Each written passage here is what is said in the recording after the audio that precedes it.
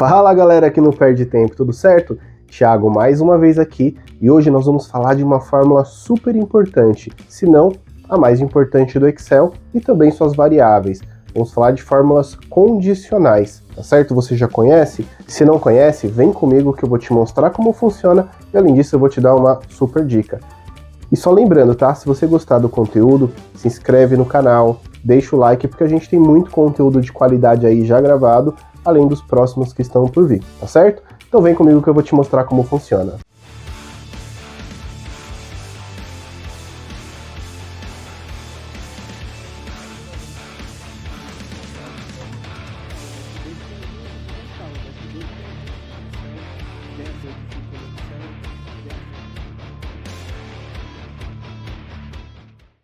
Fórmulas condicionais nada mais são do que testes lógicos, ok? Serve para validar se um determinado resultado ele é verdadeiro ou se ele é falso. Eu vou te dar um exemplo. 1 mais 1 é igual a 2? Sim. Ou seja, isso é um resultado verdadeiro. Agora, se eu tivesse uma expressão que diz o seguinte, 1 mais 1 é igual a 3, esse resultado ele é verdadeiro? Não, ele é um resultado falso. Então, a base das funções condicionais ela é justamente essa. A partir de um resultado verdadeiro, eu sigo um caminho. A partir de um resultado falso, eu sigo outro, ok? No exemplo 1, eu tenho uma tabela do resultado do Brasileirão, do campeonato de futebol. Tem o resultado de todos os times, sua classificação, pontos, mas nesse momento eu não quero me atentar a todas as informações. Nós vamos focar aqui apenas nessa coluna que nos traz a pontuação final da competição. O que eu quero entender nesse primeiro momento é o resultado do time, ele está acima ou abaixo da média? Para que isso seja possível, eu chegar nesse resultado, eu preciso inserir uma fórmula condicional para de fato me trazer se esse é um resultado verdadeiro ou falso. Se for verdadeiro e estiver acima da média, eu vou trazer acima da média. Se o resultado for falso e ele estiver abaixo da média, eu trago abaixo da média. Como funciona? Seleciona a célula, igual, C. Aqui é uma coisa que eu sempre explico para os meus alunos. Sempre que você digitar uma fórmula, ele vai te explicar para que essa fórmula funciona. Então você pode ler aqui comigo, ó. Pronto. Verifica se uma condição foi satisfeita e retorna um valor se for verdadeiro. E retorna também outro valor se for falso, ok? Então vamos lá, ó. C, ele vai me pedir um teste lógico, ou seja, o que eu quero validar.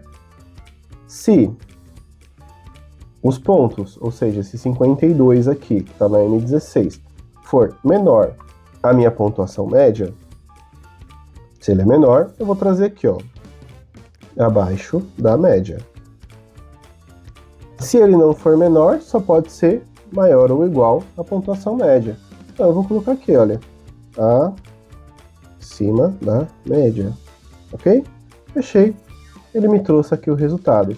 Eu vou dar 2 cliques, e aí ele trouxe para mim, ó, essa galera está acima da média, e essa galera aqui está abaixo da média.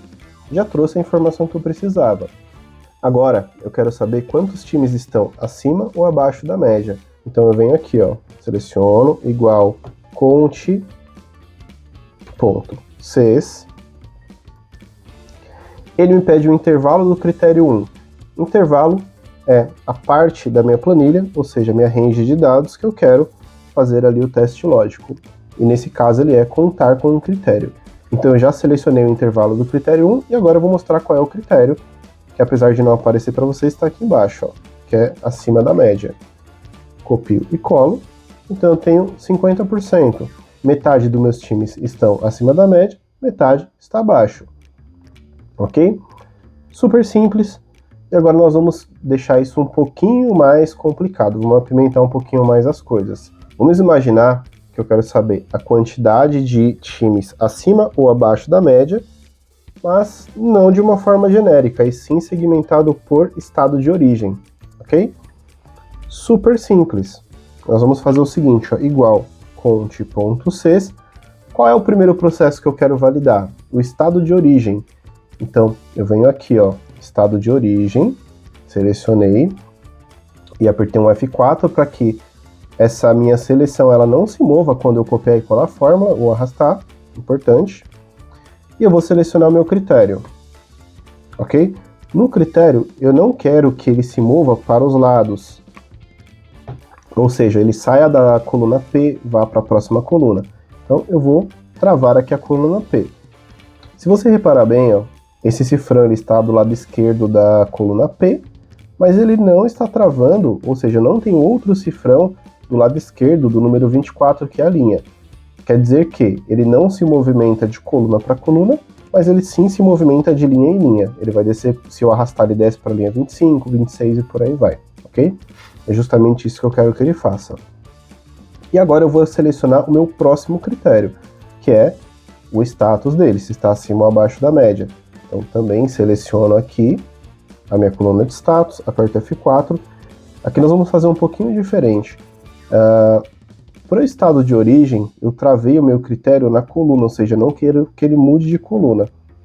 Já para o meu status, como eu vou selecionar esse aqui de cima, eu não quero que ele se movimente de linha, mas ele pode mudar de coluna, ok? Então, selecionei ali e eu vou deixar o cifrão do lado esquerdo do número, tá certo? Vou dar um Enter aqui, ó. Copio, colo, copiar e colar. Copio e colo. Tá certo? Então vamos entender aqui o que aconteceu. No Rio de Janeiro eu tenho 4 times. Desses 4, 3 tem uma pontuação acima da média e 1 tem uma pontuação abaixo da média. São Paulo eu tenho 5 times, sendo que 3 estão acima da média e 2 abaixo da média. Viram como é simples utilizar essa fórmula Conte-Cs? Não é nada tão complicado. Basta a gente entender onde eu quero buscar a informação e qual é o meu critério. Ele funciona de uma forma aí super simples, tá certo? Vamos para o próximo exemplo. Vamos então para o exemplo 2. Aqui no exemplo 2, eu não quero saber o meu volume de times, como nós já utilizamos ali no exemplo 1, que tivemos o resultado aí a partir da fórmula Conte.Cs. Aqui eu quero saber o total de pontos que os times conquistaram aí na competição a partir de uma determinada métrica, que no nosso caso é se ele está acima ou abaixo da média, e também a partir do seu estado de origem, tá certo? Super simples. Como eu estou falando de soma, nós vamos usar a fórmula soma-Cs. Ela é um pouquinho diferente da contagem. Contagem eu só uso coluna de critério e o critério. Aqui eu insiro primeiro o meu intervalo de soma e depois eu insiro meus critérios. Então, como eu quero somar a minha coluna de pontos, eu vou selecionar a coluna de pontos, aperto no F4. O primeiro critério que eu quero utilizar é o status. Então, eu selecionei aqui a coluna de status, F4, ponto e vírgula, e eu seleciono o meu critério, que é acima da média. Copio e colo, e eu tenho aqui o resultado, ok? 61% dos pontos obtidos na competição estão com os times que ficam acima da média de pontos, e 39% com os times abaixo. Bom, então agora nós vamos fazer um pouquinho diferente. Eu quero somar a quantidade de pontos, mas eu não quero olhar para as médias, ou seja, ele está acima da média, está abaixo.